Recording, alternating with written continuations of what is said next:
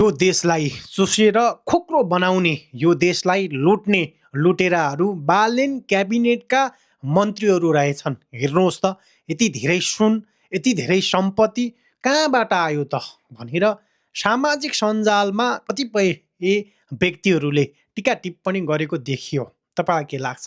बालेन सरकारलाई हामीले धन्यवाद दिनुपर्छ, किनभने अहिलेसम्म यसरी कसैले पनि यथार्थ खुलाएका थिएनन्। योभन्दा अगाडि धेरै सरकारहरू बने, धेरै व्यक्तिहरू मन्त्री, तपाईँको चाहिँ होइन प्रधानमन्त्री, गृहमन्त्री, थुप्रै पोजिसनमा पुगे, तर उनीहरूले कहिल्यै पनि आफ्नो यथार्थ सार्वजनिक गरेनन्। तर यो पटक भने बालेन सरकारले जे छ त्यो यथार्थ सार्वजनिक गरेको छ।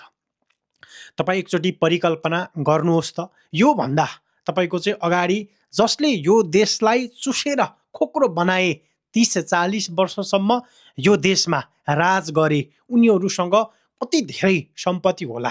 जो एउटा साधारण व्यक्ति, जो एउटा साधारण कर्मचारीले यति धेरै सम्पत्ति जम्मा गर्न सक्छ भने, अथवा होइन एउटा साधारण व्यक्तिले यति धेरै सम्पत्ति जम्मा गर्न सक्छ भने, यो देशलाई चुसेर खोक्रो बनाउनेहरूसँग कति धेरै सम्पत्ति होला। एकचोटि परिकल्पना गर्नुहोस् त।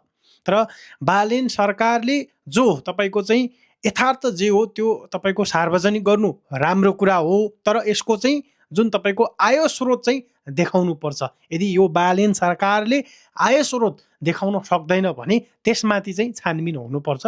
यो विषयमा तपाईँ के भन्नुहुन्छ? तपाईँको आफ्नो जिज्ञासा कमेन्टमा लेख्नुहोस्।